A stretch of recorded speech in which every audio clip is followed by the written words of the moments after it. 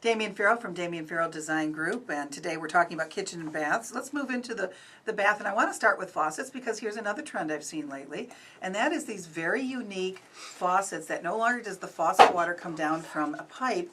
It's coming in a plate or and it's sort of a waterfall effect. Yes, it's right? an art Yes. form now. Yes. Seen that a lot. They become very sculptural. Yes. Very sculptural indeed, especially some of the high-end names. And actually even some of the good solid American-made,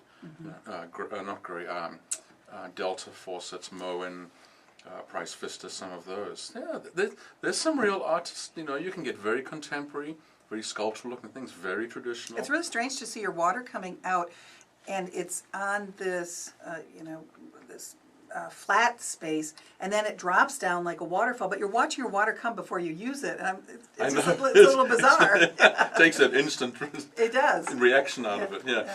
And the other thing that we're seeing now as well are motion activated. I love which those. I think is a great thing. I think from a safety point of view, where you can set your temperature. If you're busy, if you've got kids around and there's a lot of activity, say you're baking and cooking. I watch my daughter-in-law with our grandchildren. I think to be able to just, do like you do in the restrooms and public restrooms and airports and so on, just to, by emotion, activate things. I think that's great. I do too. Things that don't stay on for long. Right. What else in the bathroom in the way of trends right now? Vanities, continue to be a major thing. Everyone wants separate vanity. Lots of vanity space, storage in the bathrooms. That one's been backwards and forth. People say, well, we shouldn't store towels and things in the bathrooms, it's too much steam. But, we have such great evacuation systems these days. Panasonic, for instance, my favorite for bathroom fans, Whisper Quiet. I think that's the line they call them. Panasonic? Panasonic, Okay. yeah. And of course, our listeners all know that I'm not paid. I'm not a paid advertiser. Right. But, absolutely quiet. Combinations, and the other thing that we're seeing, spot heating is what I call it. So we might get a bathroom floor that has in-floor heating, or ceramic heaters that are mounted into the wall that can heat up a bathroom very quickly, not just from above but down at the floor level, so that you can adjust your bathroom, particularly in our winter climates like ours here in Michigan. Right, right. It's really at this. There's this closing of the gap between what we all think of as spas, as places to go to be treated for a day, and pushing our bathrooms closer and closer to We'd like that to be like that. Yeah, we do, and that I think is a great idea. And one of the little gems I think that I would love to see more of are the use of things like Japanese soaking tubs, and they are wonderful to use. What's the difference? The water, if you're being purist about it, the water stays in the tub. So it is something where, like using a hot tub, you need to rinse your body oils and so on off, and obviously you clean the water out. But they are vertical, and so it's a sitting. The traditional one usually sit. The traditional ones were round, and one or two people could sit in them. But the water's up very high, up to sort of neck level, and so the water is left, and you can put various natural compounds and things in there. I mean, I think, for instance, Epsom salts as we get older, right, to ease our muscles and so on. Right. Yeah. But also bath salts of any kind like that, where you can really treat that as a full immersion. And that's what's wonderful about them, is you sit up literally to your neck, Right. As opposed to lying down and having your knees and other parts, whatever it is, stick up above Right. the water level. Plus, they're so space efficient. And that you leave them, and they are, they're heated, and the water is treated with ultraviolet, so that it's not a hygiene thing, but if these things go back thousands of years. Yeah. But they're really cool. I did a hotel bathroom design based on a Japanese soaking tub. So even though it's one that would drain and be used every single time, you wouldn't leave the water in, but it made for a very compact, very contemporary, very cool bathroom. Oh, interesting. Yeah. Damian Farrell from Damian Farrell Design Group, our Damian on Design each week here on 1290 WLBY. That gets us to our design of the week. Maybe this is something new we should start. This is a home, and you brought it to my attention today. I looked at it. You walked me through the house. I loved it. You do not. So describe it for our listeners on the radio. Well, so let me caveat first. We're talking about a home plan designed in a vacuum, no particular client in mind for a site somewhere. So if you're going in a subdivision or you're buying a piece of land, you can go buy these drawings and put them up.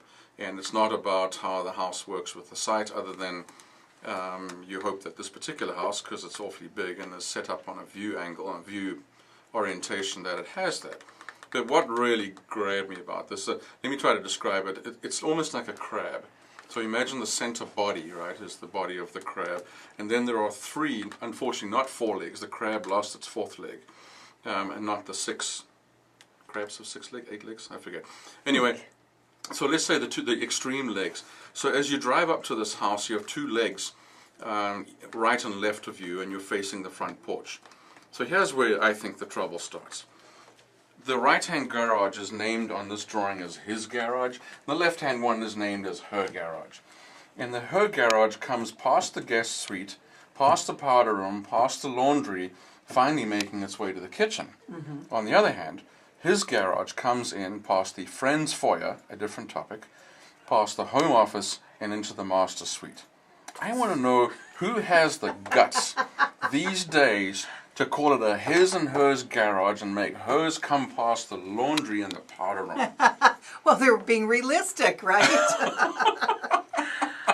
I like this design. Do you? First of all, I like the fact that it's on a courtyard. So as you come in, you can go into either the left or the right garage. And I like that there's this grand foyer when you welcome people. You've got a dining salon, they call it, on the left. Dining salon, yes. And the fact that the master is off to the right and a little separate. They've got a grand lanai in the back here, a pool in the back, a veranda. So again, the women would come through here. We're showing on our YouTube the woman here. would stay off on the, yes. And the man's garage is over here on the right. Yes. Now, you mentioned something for a later topic, and that is this friend's foyer. This I have never seen in my life. This one just gets me. I mean, we all know that when our friends come, for not most part, often houses are designed in such a way that it's easier for your friends to come in through the back door, right, through the laundry. We've seen this where you drive up and then the pathway to the front door goes around the garage. And no one ever goes to the front door. And no one ever goes there because the door right next to the garage is the door into the mudroom. But this one, you come up on this grand porch in between these two his and hers garages, straight ahead of the front doors. But then if you're a friend, you have to take a few steps to the right, skirt the staircase on the inside, and then come in through the friend's foyer. So I don't get it. You know, I don't get why. So in that case, why have the grand foyer? Whoever uses the grand foyer. What if that's a way? Is that the mailman? What if that's a way, because the office is over on that right-hand side, to bring in clients? Maybe you have a home office. It would make sense. Could be. So this could be one of those misnomers that actually it means client interest, but you can't have it because of the zoning. True. All right. So you could train. But the idea of having 3 entrances, 3 foyers, because on that very front porch, if you go left, you go in the mudroom, you go right, you go in the friend's foyer, and you go straight, you go in the grand foyer. You know, to me, these are just the marketing things. It's like calling on this plan, the walk-in closet is called a wardrobe. When I grew up, wardrobes were a piece of furniture. Right? The English wardrobe is the same as the French armoire. It's a closet, for crying out loud. You know, the dining salon. You know, add an O in there. Let's make it a dining saloon. It's so badly planned, and you can't even walk from the kitchen into the saloon. I mean, the salon. You have to walk towards the salon and then make a left and then make an immediate right to turn around. And then there are no walls in the saloon to put out a piece of furniture to lay stuff on. But then as you come out of the kitchen, you do have your venerable butler's pantry. But then the butler's pantry, you know, normally would be a place that you walk through. So you set all your plates down, you have all your daily crockery, cutlery, and everything in the butler's pantry, and you set the food out, and then it's served from there. Well, but this is just a walk-in closet with cabinets either side. That's all it is. 2 people can't, you know, one person gets jammed in there, and that's it. So, you know, that's what just gets me is, yes, all the pieces are there. Wonderful big master suite, big living room, the grand parlor. Really, do you want a grand parlor in your home? Oh, yes, definitely. Oh, okay, all right, fine. You know, and then there's this sort of gradation of spaces. So you go kitchen through the leisure room, to the game room, to the fountain patio, and then out onto the veranda. You have to go through each of those in order to get to... You have to go through each of them to access the next layer.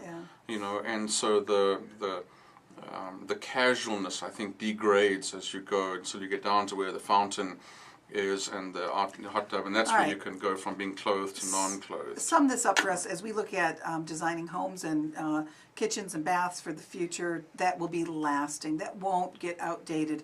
I was surprised on some of these shows where I hear, oh, that looks like the 90s, and I'm like, 90s is outdated already? Oh, yeah. Wow, it just amazes me. Mm-hmm. So what should we be thinking of in terms of design? Sum that up for us in a few points. I wish we could get down to really looking at how we live. And what are the things we really need to live with as opposed to marketing tricks? And I think we've been subject to that for so long. You know, if you're going to build a house and you're going to buy a plan, before you even look at plans, go, oh yeah, I like that because it has certain components. Why not make a list of how you live? Do you live the way you do in your home right now because the home makes you live that way? Exactly. And if you were doing it differently, what would you do differently? Yeah. So what would enable process to work better? So what happens when you get home from school? How does homework happen? What happens in 6 to 8 years when the kids move to high school? Mm-hmm. How do you take, how did the kids make that transition? If you live alone or just as a couple, what is essential to you in your home? Right. Do you need extra spaces? We're still selling home plans, and I suppose there's no way to get around this on tricks per square foot, in my mind. Tricks? Tricks per square foot. Tricks per square foot. The plan books are turning tricks. And you pay accordingly. Sorry.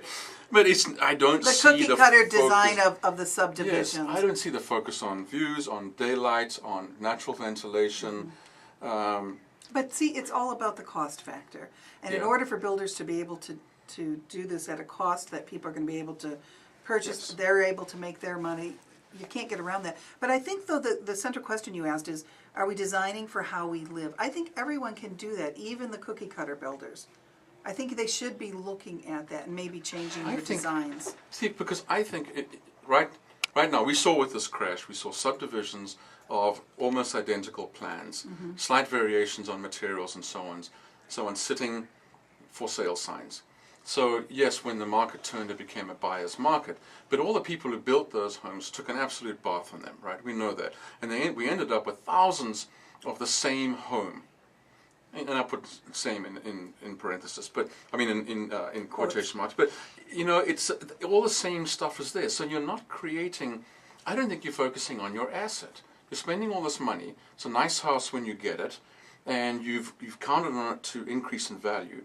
But then when things go south, suddenly you're the same as thousands of other people. Nothing sets you apart. Mm-hmm. So if you focus a little bit more on what does our house need to do for us and for our family. Yes, you may put one or two things in that are uniquely yours, but I think that's why, I'm very proud of our track record. The homes that we've designed that have sold and moved on have done very, very well.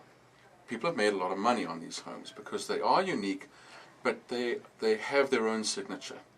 Mm-hmm. And they do focus on lifestyle. They focus on views and lights and so on. And they accommodate a family in transition. Or they accommodate a couple. And that's what everyone should be thinking about. And that's what I think everyone should be thinking about. DFDGonline.com is your website. DFDGonline.com. Damian Farrell with Damian on Design each week here on the Lucy Ann Lane Show. Thank you so much. Oh, it's always great, isn't it? Yeah, so much fun. Ann Arbor's Talk Station, 1290 WLBY.